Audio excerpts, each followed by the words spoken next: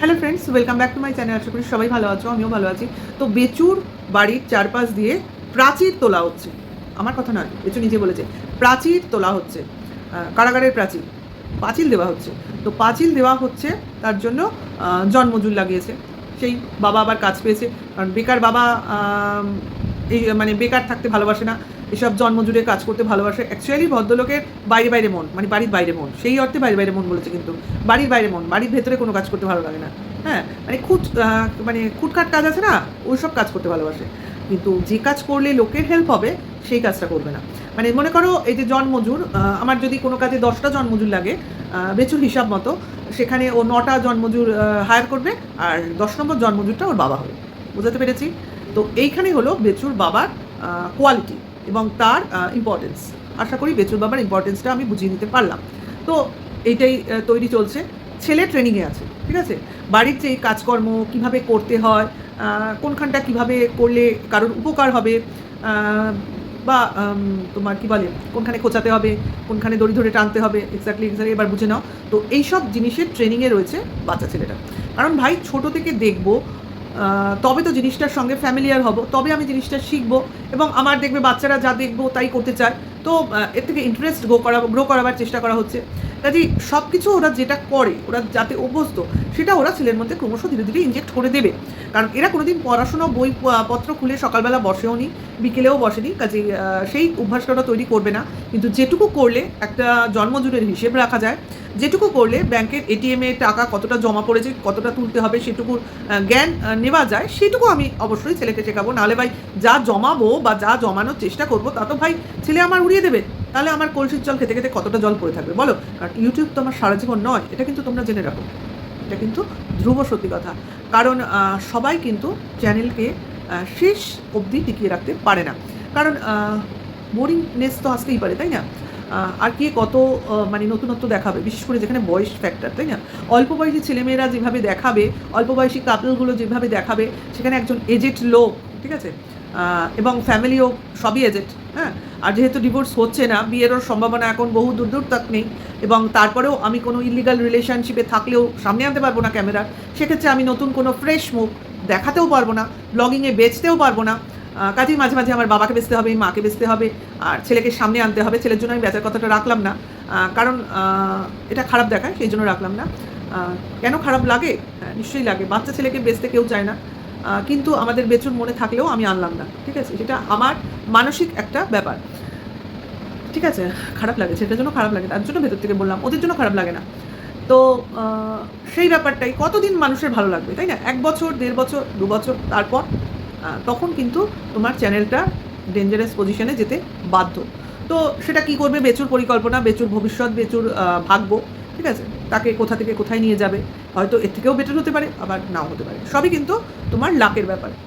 তো আমরা best of লাকই বলবো, এরপর বাকিটা ভগবান দেখে নেবে। কারণ তার ঘরে বলে না, দের আছে আন্দের নেই, ওরকম ব্যাপার। তো সকালে কোথাও যাওয়ার ব্যাপার, আগের দিন ব্লগিংয়ে বলেছিল, তার জন্য তাড়াতাড়ি শুয়ে পড়তে হবে। ভাই আমি তো বললাম ভোর ভোর বেরিয়ে যাবে, সেখানে পাঁচিল অমুক তমুক খাওয়া দাওয়া করে বেরোনোর ব্যাপার। যাই হোক, সে বেরোলো, একটু বেলায় বেরোলো, সঙ্গে গেল বাবা আর খুর শ্বশুরকে আনতে, তাই না? কাকা শ্বশুর, তাই তো, কাকা শ্বশুরকে আনতে, আর নাতি যাচ্ছে তার দাদুকে আনতে। তো দাদুকে আনতে আর কাকা শ্বশুরকে আনতে, বাস। আর তো গাড়ি নিয়ে যাচ্ছে, অবভিয়াসলি যাচ্ছে, চুচুড়াই গেল, ঠিক আছে। কিন্তু আর কোথায় গেল কিন্তু বলেনি, কিন্তু গেছে কিন্তু কোনো কাজে, এটা কিন্তু তোমরা জেনে রাখো। এবং সেটা কোনো ইম্পর্টেন্ট কোনো কাজই বটে। কারণ যে দাদুর বাড়ি গেছে, সেই দাদুর বাড়িতে আমরা বলতে শুনলাম দাদুকে যে আমি না গেলেও আরেকজন আছেন যিনি কিনা গেলে কাজটা হয়ে যাবে। যিনি কিনা গেলে বোঝার জন্য সেই সময় ওই দাদুর আরেকজন ভাই, ছোট দাদু না মেজো দাদু, সে উপস্থিত হলো। তো এর থেকেই বুঝলাম যে আরেকজন মানে ওই মেজো দাদু, যে কিনা ওরা যেখানে যেতে চায় সেই জায়গায় নিয়ে যাবে, ঠিক আছে।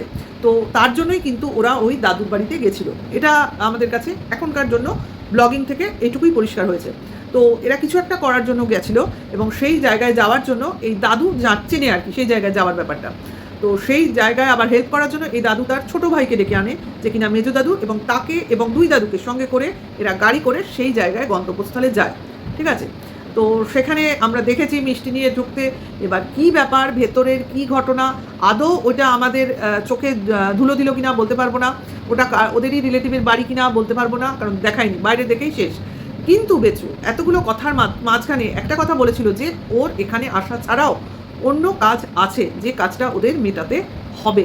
তাহলে এটাই আমাদের পয়েন্ট আউট করতে হবে যে কোনো না কোনো কাজ নিয়েই বেচু গেছিল, শুধুমাত্র দাদুকে আনার জন্য যায়নি। ওকে, এটা আপাতত ক্লিয়ার। এবার দাদুর বাড়ির গল্পে আসি। দাদুর বাড়ি, বাবা ভগ্ন দশা বাড়ি, মানে অবস্থা ভালো না, এটুকু বোঝা গেল।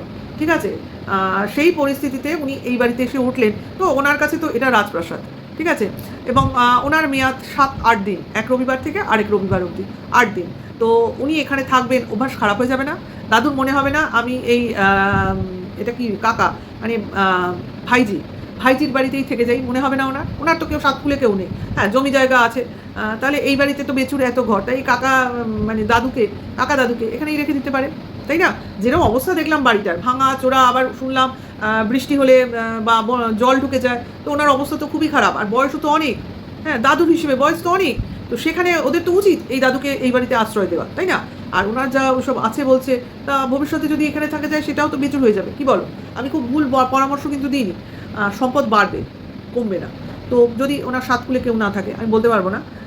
এখন বেচুদের ব্যাপার, কি করবে না করবে, কিন্তু দাদুর অবস্থা ভালো না, এটুকু পরিষ্কার বুঝলাম। এবং দাদু তার মধ্যেও যেটুকু আতিথেয়তা করেছেন, ভালো কাজ করেছেন, রেঁধে বেড়ে খেতে দিয়েছেন, ওনারা বসে খেয়েছে, এবং বেচু বেশ ঢোক গিলতে গিলতে খেয়েছে দেখলাম, মানে খাবো নাই ভেবেছিল, তারপর খেয়েছে ব্লগিংয়ের খাতিরে, ভালো দেখাবার জন্য, ভালো ইমেজ তৈরি করার জন্য।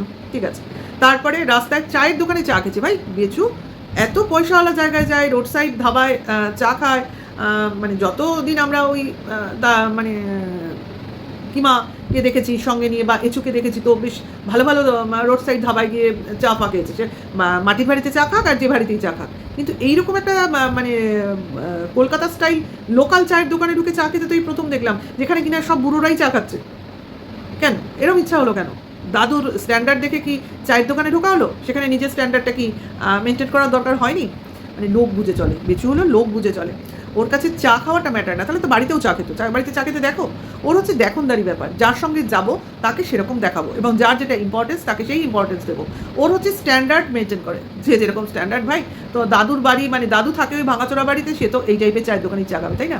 তো তার জন্য ওই আমরা বলতাম চায়ের দোকানের ওই লেরো বিস্কুট আর কেক, ওই বিস্কুট তার ভাগ্যে চটে। যাই হোক, সে যাই হোক, যে যেরকম মানে কি বলবো মানসিকতা, সে সেভাবেই মানুষজনকে ট্রিট করে। তো অনেকটা জার্নি করে নিয়ে আসলো দাদুকে এবং শ্বশুরকে, বেচু এবং বেচুর বাবা। ঠিক আছে, বেচুর বাবা কিন্তু আনতে গেছিলো, এটা মাইন্ডে রেখো, এবং অবশ্যই এটাকে নিয়ে আমি একটু পরে বলছি।